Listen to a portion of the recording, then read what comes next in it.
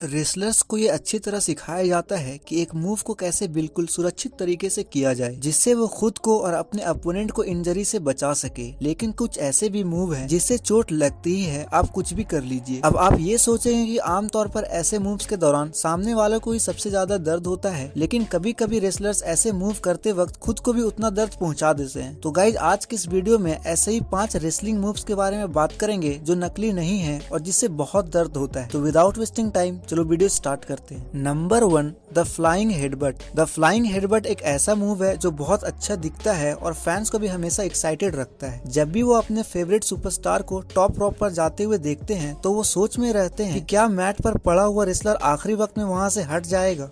बदकिस्मती से फैंस को तो ये सोचना चाहिए था कि ये मूव करने वाले रेसलर को हर बार ये मूव करते हुए अपनी कमर में कितना दर्द सहना पड़ता है। जाने माने हार्ली रेस जो 7 बार नेशनल रेसलिंग अलायंस के वर्ल्ड हेवीवेट चैंपियन रह चुके हैं, वो भी डाइविंग हेडबट का इस्तेमाल करते थे और उन्होंने इस मूव के खतरे को भी माना है और वो उन खतरे को खुद भी महसूस भी किया है। रेस ने क्रिस बेनवा को भी इस खतरे के बारे में सावधान किया था, खास करके तब जब इसे टॉप रोप से किया जाता है। लेकिन ऐसा माना जाता है कि क्रिस बेनवा की रीढ़ की हड्डी की दिक्कत है और उनका कंकशन इस डाइविंग हिट की वजह से और बढ़ गए थे। ये बहुत अच्छा फैसला होगा अगर रेसलर इस कमर तोड़ने वाले मूव को करना बंद कर दे। चलो बात करते हैं नंबर 2, द चॉप। जब आप अपने पसंदीदा रेसलर को अपने अपोनेंट पर एक नाइफ एज चॉप मारते हुए देखते हैं, लेकिन क्या आपने कभी ये सोचा है कि इस चॉप को खाना कैसा लगता है। एक चॉप से चोट लगना तो बिल्कुल तय होता है, क्योंकि ये एक ऐसा मूव है जो नकली तरीके से नहीं कर सकते हैं। लेकिन इसे सहने वाले रेसलर के लिए इससे बुरा तब होता है जब कई रेसलर अपने चॉप्स में कुछ मसाला डालने की कोशिश करते हैं ताकि ये बिल्कुल असली लग सके। पुराने समय में वेटरन रेसलर जैसे वाहो मैकडेनियल और द हैमर वैलेंटाइन कुछ ऐसे चॉप्स मारते थे जो उनके अपोनेंट को दिन में ही तारे दिखा सकते थे। जब आप उनकी बॉडी पर उस हाथ की आवाज भी सुन सकते थे और उसके साथ ही साथ उनके ऊपर एक लाल हाथ का निशान भी साफ देख पाते हैं, जो उस अपोनेंट को पूरे हफ्ते तक दर्द देने के काबिल होता है। सबसे बेहतरीन रंबल के बाद अगर आप डैनियल ब्रायन की छाती पर ये निशान देखिएगा और इससे आप अंदाजा लगा सकते हैं कि कितना दर्दनाक ये मूव होता है। Number 3, the leg drop. जब हल्क होगन ने एक आम मूव चुना और अपना बेहतरीन फिनिशिंग मूव बना दिया तो इसका असर बढ़ते दिनों के साथ उनके शरीर पर भी बढ़ा। इतने सालों तक लेग ड्रॉप करने के कारण हल्क के हिप्स, घुटने और कमर के दर्द की वजह से उन्हें सर्जरी की जरूरत पड़ गई ताकि वो चलते फिरते रहे। 2009 में हल्क होगन के साथ एक इंटरव्यू में उनके शरीर के साथ हुए शोषण के बारे में बात करी गई। हल्क होगन ने अपनी चोट गिनाई और अपने पिछले भाग पर साल में 400 बार गिरने की वजह से मेरी टेल बोन मुड़ गई है, कमर में कुछ न कुछ दिक्कतें रहती है, मेरे पैर सुन पड़ जाते हैं, मेरे हाथ सुन है, मेरी गर्दन भी, मुझे अर्थराइटिस और स्कोलियोसिस हो गया है। मैं 6'7" का हुआ करता था, अब मैं 6'4" का हूँ। आराम की तलाश में हल्क होगन ने बहुत सारे ऑपरेशन भी करवाए और बाद में हल्क होगन ने उसी हॉस्पिटल पर केस भी कर दिया और ये दावा किया था कि उन ऑपरेशन के कारण उनकी हालत और खराब हो गई है। चलो बात करते हैं नंबर 4, शैटर्ड ड्रीम्स। हालांकि ये एक गैर कानूनी मूव है जिससे हमेशा ही डिस्क्वालिफिकेशन होता है, लेकिन बहुत सारे रेसलर के ऊपर ये मूव इस्तेमाल किया गया। इस लिस्ट में मौजूद लगभग सभी मूव्स या तो सर या फिर रीढ़ की हड्डी पर चोट करते हैं, लेकिन ये मूव थोड़ा अलग है। ये मेल रेसलर के निचले हिस्से पर चोट करती है। ये मूव गोल्डस्ट के द्वारा इस्तेमाल किया गया था, ज्यादातर एटीट्यूड एरा के दौरान, और इसमें वो अपने ओपोनेंट को एक कोने में टर्न बकल के सहारे खड़ा करते थे, उनके पैर अलग करते थे और फिर कुछ ऐसा मूव करते थे जिससे एक टेस्टिकल पंप ही कहा जा सकता है। और आखिरी नंबर पे है कवाडा ड्राइवर गैंसो बॉम्ब। प्रोफेशनल रेसलिंग में इस मूव को सबसे खतरनाक मूव में से एक माना जाने के पीछे एक अच्छा कारण है, क्योंकि इस मूव में एक रेसलर अपने अपोनेंट के सर को बिना किसी सेफ्टी के सीधे मैट पर पटक देते हैं। लेकिन ये मूव असल में एक गैंसो बॉम्ब के गलत होने से बना था। ये कहानी कुछ ऐसी है कि टोशियाकी कवाडा और मित्सुहारू मिसावा के बीच AJPW ट्रिपल ग्राउंड चैंपियनशिप के लिए मैच के दौरान कवाडा का हाथ टूट गया था और उसके बाद उन्होंने एक गैंसो बॉम्ब देने की कोशिश करी। तब वो मिसावा को पूरी तरह उठा नहीं पाए और उस थकान की वजह से कवाडा ने मिसावा को सीधे उनके सर के बल गिरा दिया था, जिससे वहाँ मौजूद ऑडियंस बिल्कुल हैरान रह गई थी। कवाडा ने अपने कैरियर में ये मूव 3 बार इस्तेमाल किया है और इसमें कोई शक नहीं है कि तीनों बार ये मूव उतना ही खतरनाक था।